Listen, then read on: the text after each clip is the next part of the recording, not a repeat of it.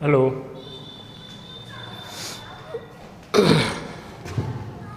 नमस्कार विद्यार्थी मित्रों, श्री एसएन विद्यालयના ઈ લર્નિંગ પ્રોગ્રામમાં હું પિનાકીન રાવલ આપને ફરીથી આવકારું છું।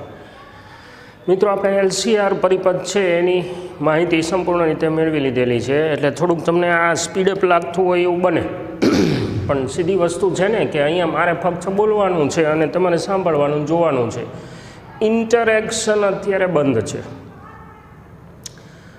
એટલે એવું બને કે ચર્ચા દરમિયાન માની લો કે થિયરી જે હોય એમાં એવું કહેવાય કે જે હોલ્ટ મારવાના થતા હોય એ ક્લાસ જ્યારે રૂટીન હોય ત્યારે હોલ્ટ મારવાના થતા હોય। અત્યારે તો હું એનું ડેરિવેશન કે જે કંઈ હોય એ કમ્પ્લીટલી તમને અહીંયા પીરસી દઉં, એટલે એને રિપીટ કરવાની તો વાત ન આવે, કારણ કે રિપીટનું બટન તમારા હાથમાં છે।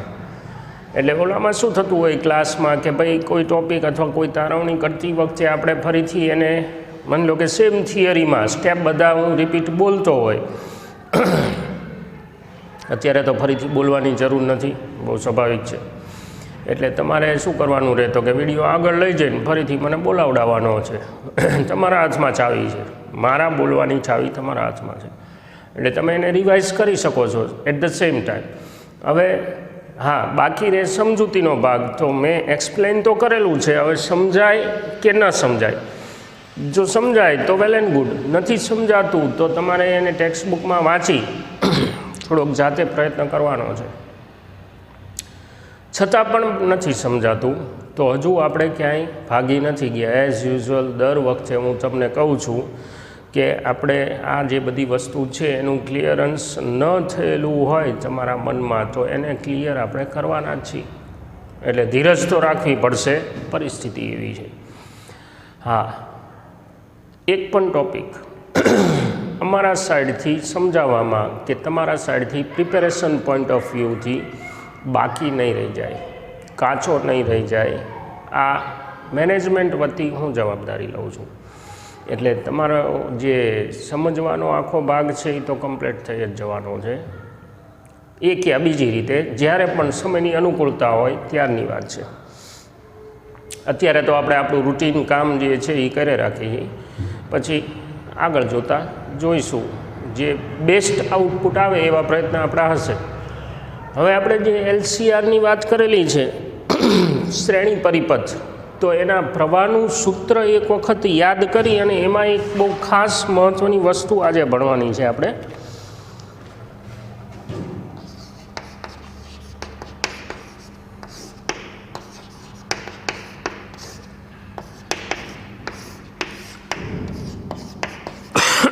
એલસીઆર શ્રેણી પરિપથ તમારી પાસે હોય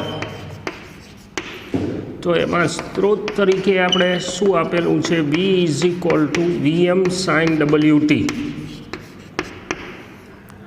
અને પ્રવાહ જે છે I = IM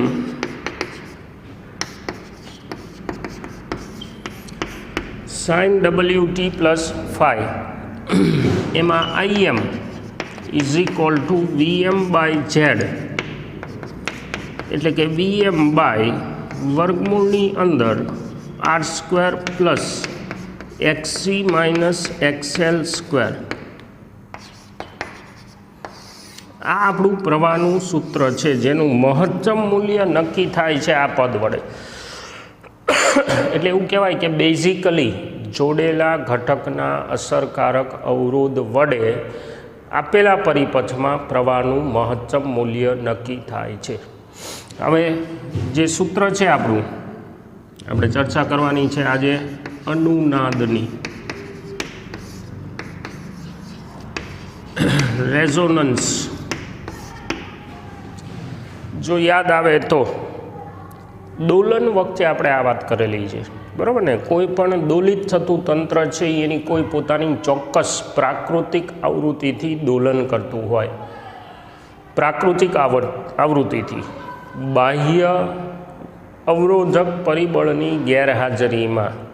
હવે એની જે આવૃત્તિ હોય એને પ્રાકૃતિક આવૃત્તિ કહેવાય। વ્યવહારમાં એવું બને ઘણી વખત કે અવરોધીય બળના કારણે આ જે દોલિત કરતું તંત્ર છે એ અવમંદિત દોલન કરી અને ધીમે ધીમે બંધ પડે, એટલે એને ડેમ્પ ઓસિલેશન આપણે કીધેલું છે। જો કોઈ ચોક્કસ આવૃત્તિથી ચોક્કસ મૂલ્યનું બાહ્ય બળ એને પૂરું પાડવામાં આવે તો દોલનો ચાલુ રહે, જેને આપણે બળ પ્રેરિત દોલનો ફોર્સ્ડ ઓસિલેશન એવું નામ પાડેલું છે. હવે જો કોઈ રીતે બાહ્ય આવર્તક બળ અને પ્રાકૃતિક આવૃત્તિ છે એ એકબીજાની નજીક આવે અથવા તો સરખી થાય તો એવા સંજોગોમાં તંત્ર મહત્તમ કંપ વિસ્તારથી દોલન કરે, જે ઘટનાને આપણે રેઝોનન્સ કીધું છે. તો એવું અહીંયા પણ બનશે, કારણ કે આમાં શું થાય છે, ઉલટ સુલટ પ્રવાહ છે. ઉલટ સુલટ પ્રવાહ હોય તો વિદ્યુત ભાર જે છે એ દોલન કરે છે, અને વિદ્યુત ભાર જો દોલન કરતો હોય તો એના દોલનો ઉપર આ જે છે ઘટના એ વિચારી તો શકાય. એ ક્યાંથી વિચારી શકીએ આપણે? આ સૂત્ર. માનો કે XC અને XL શું છે? 1/WC અને XL એટલે WL છે. એટલે જો હું આનો આલેખ દોરું,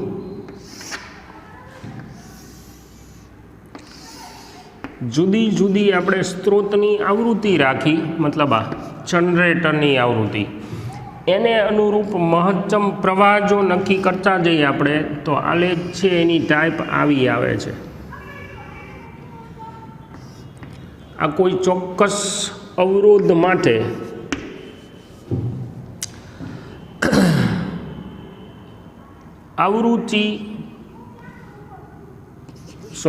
આવૃત્તિ અને અહીંયા પ્રવાહ એનું મહત્તમ મૂલ્ય, આ જે બોક્સ છે એનો આલેખ છે. IM વિરુદ્ધ W નો આલેખ છે.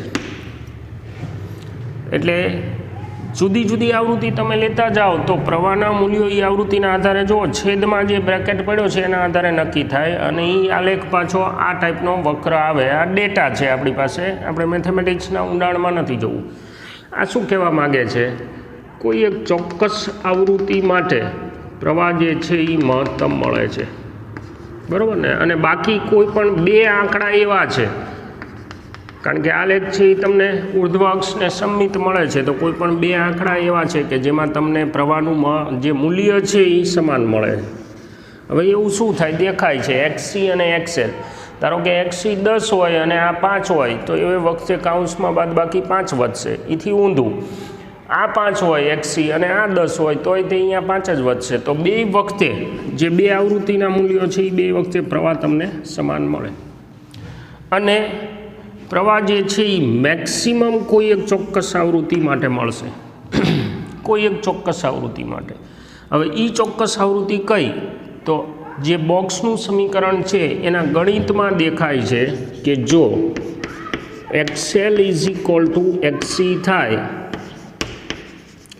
તો IM = VM/R મળે, અને XL = XC હોય એટલે કે WL = 1/WC હોય તો W = 1/√LC થાય. આ ચોક્કસ આવૃત્તિ થઈ કે જે વખતે પ્રવાહ જે છે એ મહત્તમ પ્રવાહ તો ખરો જ, પણ આપેલા દરેક આવૃત્તિના જુદા જુદા મૂલ્યો માટે આ મેક્સિમમ તમને મળશે. અને આ જે ઘટના છે એને અનુનાદ કહેવાય, કે જ્યાં LCR શ્રેણી પરિપથનો મહત્તમ પ્રવાહ જે છે એનો કંપ વિસ્તાર, મહત્તમ પ્રવાહનો કંપ વિસ્તાર મતલબ આ આંકડો, અને આ પોતે કયો? તો કે IM મેક્સિમમ. બાકી બધા છે મહત્તમ તમને મળે, પણ દરેક વખતે મેં કીધું એમ કે W1 અને W2 જુદી જુદી બે આવૃત્તિને અનુરૂપ તમને સેમ આંકડા મળે. મહત્તમ કંપ વિસ્તાર અલગ અલગ હોય, પણ જ્યારે આ શરત પડાય XL = XC એવે વખતે આવૃત્તિનો આંકડો જે છે એ તમને સૌથી વધારે મોટો મળે, અને એને આપણે અનુનાદ કીધું છે. કંપ વિસ્તાર મહત્તમ થવાની ઘટના આ શું કહેવા માગે છે? જ્યારે ઇન્ડક્ટિવ કેપેસિટન્સ અને ઇન્ડક્ટિવ રિએક્ટન્સ અને કેપેસિટિવ રિએક્ટન્સ સરખા થાય ત્યારે બંને એકબીજાની અવરોધની અસરકારકતા નાબૂદ કરે, જેથી કરી અને અવરોધ આપેલા કેસ માટે પરિપથમાં જેથી કરી અને પ્રવાહ આપેલા કેસ માટે પરિપથમાં મહત્તમ દોડે, એટલે એ જે ઘટના છે એને આપણે અનુનાદ રેઝોનન્સ કીધું છે LCR શ્રેણી પરિપથ માટે. એટલે એવા સંજોગોમાં તમે જુઓ પ્રવાહ મહત્તમ દોડે છે, તો હવે પરિપથ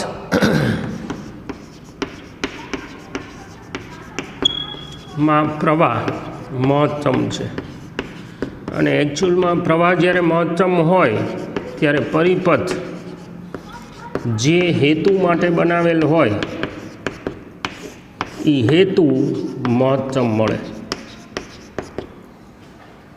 જે હેતુ માટે બનાવેલો હોય એ હેતુ તમને મહત્તમ મળે. હવે આ જે ઘટના છે એનો ઉપયોગ ક્યાં થાય?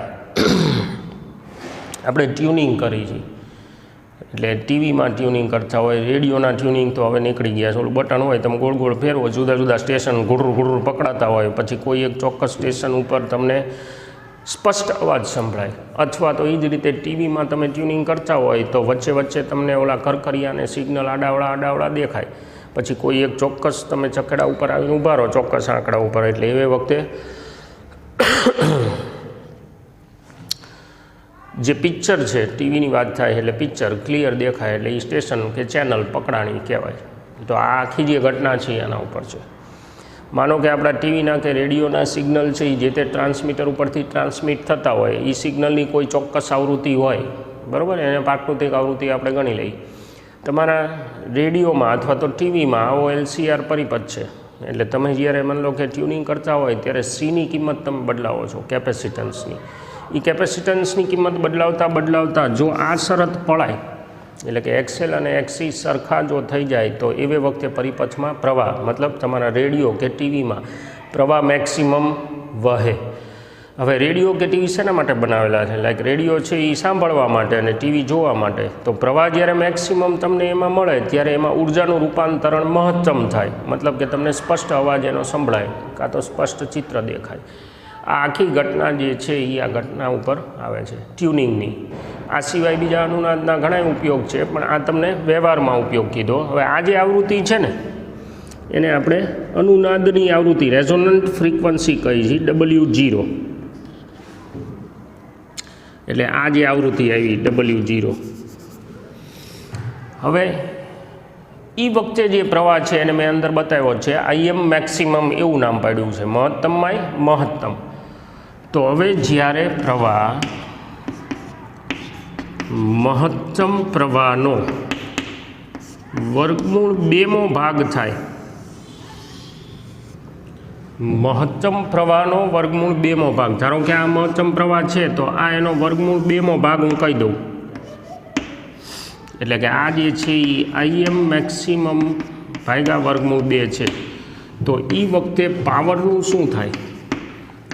પાવર જનરલી I²R હોય તો એવું કહેવાય કે પાવર જે છે એ મેક્સિમમ પાવર અહીંયા જે હોય એનો અડધો પાવર થાય, બરાબર ને? સીધી વાત છે, કારણ કે I²R છે એટલે આ જ્યારે પ્રવાહ બને ત્યારે તમને પાવર જે પરિપથમાં છે એ મહત્તમ પાવરનો અડધો પાવર મળે. અને એ વખતે તમે જુઓ તો આ બે આવૃત્તિ જે છે ને W1 અને W2 એ અનુનાદની આવૃત્તિથી સંમિત રીતે છે.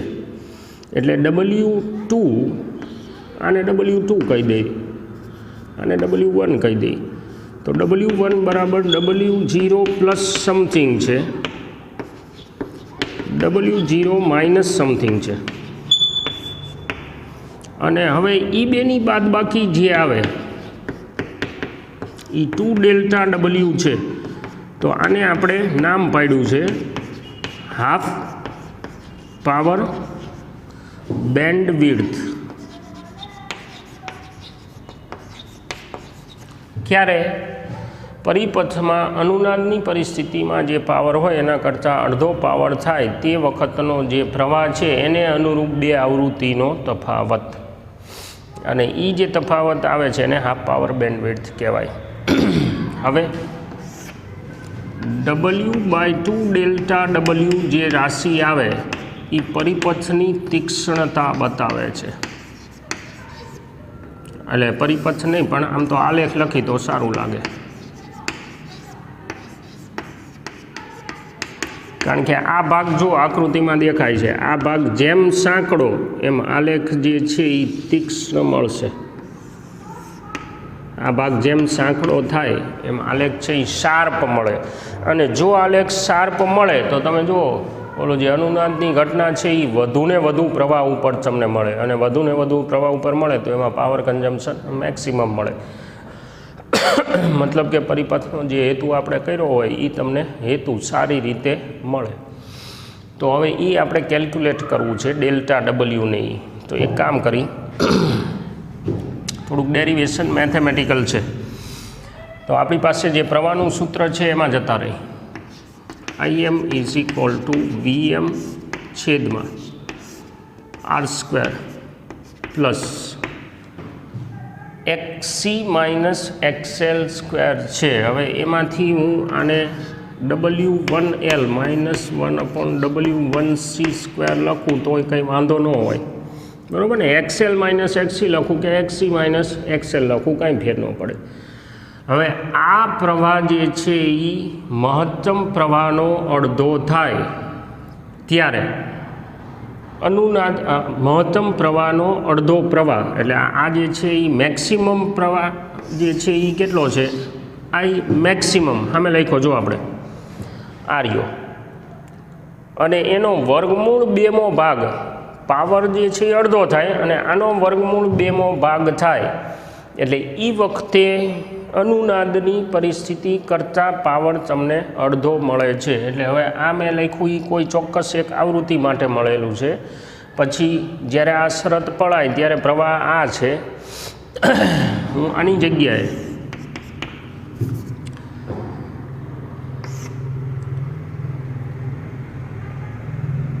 IMની જગ્યાએ IM મેક્સિમમ છેદમાં વર્ગમૂળ 2 મહત્તમ પ્રવાહ એટલે કે રેઝોનન્સ વખતનો પ્રવાહ એનો વર્ગમૂળ 2મો ભાગ. શબ્દ ધ્યાનમાં રાખજો, લોચે પડી જવાય છે. મહત્તમ પ્રવાહનો વર્ગમૂળ 2મો ભાગ એટલે કે પાવરનો અડધો ભાગ. તો એવી વખતે મને આ આવૃત્તિ મળે છે જો W1 અથવા તો W2. એ વખતે પ્રવાહ કેટલો છે, મહત્તમનો વર્ગમૂળ 2મો. એટલે પ્રવાહ લખ્યો મેં મહત્તમનો વર્ગમૂળ 2મો, અને એ વખતે મારી પાસે આ પદ પડ્યું છે W1L પ્લસ માઇનસ W1C² નું રૂટ. હવે આ જે છે IM મેક્સિમમ એ કેટલું છે, VM/R પડ્યું છે મેક્સિમમ. તો અહીંયા હું લખું VM/R, બાજુમાં વર્ગમૂળ 2 છે બરાબર, આ બાજુ VM છેદમાં વર્ગમૂળની અંદર R² plus W1L minus 1/W1C². VM કાઢી નાખી તો છેદ 2ને સરખાવી અને સ્ક્વેર કરી નાખવું એટલે આ વર્ગમૂળ નડતું મટે આપણને. એટલે 2R² is equal to R² plus W1L minus 1/W1C². આમાંથી આને પેલી બાજુ લઈ જઈએ તો R² is equal to W1L minus 1/W1C² મળે. બે બાજુથી વર્ગ ઉડાડી દઈએ આપણે એટલે આ પદ મળ્યું. હવે આપણે W1ની જગ્યાએ W0 પ્લસ ડેલ્ટા W લખીએ. આ બધી વ્યાખ્યા આપણે કરેલી છે. તો W0 પ્લસ ડેલ્ટા W એને ગુણ્યા L માઇનસ 1/W0 વત્તા ડેલ્ટા W એને ગુણ્યા C WL 1/WC is equal to R છે. હવે આમાંથી હું W0ને પરાણે બહાર કાઢું. W0L 1 plus delta W minus W0. પછી અહીંથી હું W0ને કોમન કાઢું એટલે W0C 1 પ્લસ ડેલ્ટા W જગ્યા ટૂંકી પડતી જાય છે છેદમાં W0 બરાબર ને, પરાણે બહાર કાઢ્યું છે. પાછું લઈ જાવ તો આ ઉપરનું પદ એમને આવે. હવે એમાં આ જે છે ને W0C અહીંયા ઓલું છેલ્લું બોક્સ છે એનો ઉપયોગ કરી કયો W0² = 1/LC છે અનુનાદની પરિસ્થિતિમાં, તો એમાંથી W0C = 1/W0L લખી શકાય. એટલે હું આની જગ્યાએ લખું છું. એટલે W0L 1 + ΔW/W0 માઇનસ 1/WC ની જગ્યાએ W0L થઈ જશે છેદમાં 1 + ΔW/W0 = R પડેલું છે. હવે આ જે પદ છે ને હાફ પાવર બેન્ડવિડ્થનો અડધો તફાવત આ ΔW એના છેદમાં અનુનાદની આવૃત્તિ આ આંકડો છે એ મચ <1 થાય. તો એવા સંજોગોમાં 1 + ΔW/W0 ની -1 બરાબર ને, આ છેદમાં પડ્યો છે એને -1 કહેવાય, is just equal to 1 - ΔW/W0 લખી શકાય. દ્વિપદી પ્રમેય, ઘાત આગળ આવે અને પછી વધુ ઘાતવાળા પદો આપણે અવગણી લીધા છે, યાદ કરો જૂની થિયરી. એટલે એમાંથી આ લખી શકાય. એટલે એ પદ જો હું અંદર મૂકું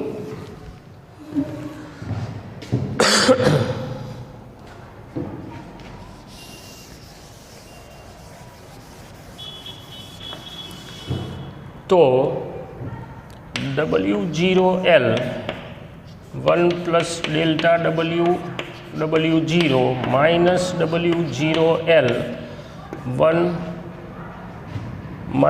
ΔW0 આ રીતનું પદ મળે. મતલબ કે ઓલો છેદનો કાઉન્સ છે એને આપણે અંશમાં લીધો છે, એમાં દ્વિપદી પ્રમેય ઉપયોગ કર્યો છે અને = R પડેલું છે. આ કાઉન્સમાંથી ફરીથી W0L હું બહાર કાઢ લઉં. 1 + ΔW/W0 માઇનસ 1 = R. આ કેન્સલ. W0L કાઉન્સમાં 2 ΔW આ 2 વખત છેદમાં W0 = R. આ W0 છે એને ઉડાડી દઈ.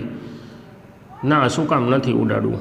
કારણ કે આપણે શું કીધું છે, આલેખની તીક્ષ્ણતા દર્શાવતું પદ આવડું આ છે, બરાબર ને, અનુનાદની આવૃત્તિ છેદમાં ΔW એ શાર્પનેસ બતાવે, તો W0 આનો વ્યસ્ત કરવાનો થાય, એટલે કે W0 છેદમાં 2 ΔW = R ના છેદમાં હતું એટલે W0L ના છેદમાં R મળે.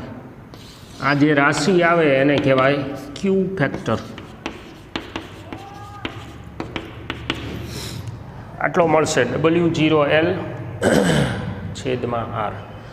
એમાં W0 ની જગ્યાએ 1/√LC મૂકી દઈએ આપણે, તો આ શું થઈ જાય, √L કપાઈ જાય, એટલે અહીંયા તમને મળશે Q = √L/C × 1/R. હવે જો આ ત્રણેય આંકડા તમે અંદર સિલેક્ટ કરો અને ક્યુ ફેક્ટર જેમ મોટો કરો એમ આલેખ વધુ તીક્ષ્ણ મળે, અને જેમ આલેખ વધુ તીક્ષ્ણ એમ ટ્યુનિંગ સારી રીતે થઈ શકે. કારણ કે ક્યુ ફેક્ટર મોટો કરો એનો મતલબ આ છેદ નાનો થાય છે, એટલે કે ઓલી હાફ પાવર બેન્ડવિડ્થ છે એને શોર્ટ કરી છે. જેમ એ શોર્ટ થાય એમ મેં કીધું એમ ટ્યુનિંગ માટે જે મહત્તમ પ્રવાહ મળશે અનુનાદની પરિસ્થિતિ વધુ ને વધુ મળશે. આખી થિયરી જે છે એ એક વખત શાંતિથી તમારે જોવાની છે. મેં પહેલાં કીધું એમ એવું લાગે તો એકવાર રિપીટ કરીને જોઈ લેવાનું છે ફરીથી. મેથેમેટિકલ સ્ટેપ છે, બહુ ખાસ છે નહીં, પણ આપણે પ્રશ્ન તૈયાર કરવાનો છે આખો, પછી ટેક્સ્ટ બુકમાં શાંતિથી વાંચવાનું છે. અને રેઝોનન્સની ઘટના મેં કીધું એમ દોલન વખતે મહત્ત્વની હતી, અત્યારે LCR માટે મહત્ત્વની છે. આગળ વધશું. અત્યારે હું રજા લઉં, અલ્પવિરામ. Thank you.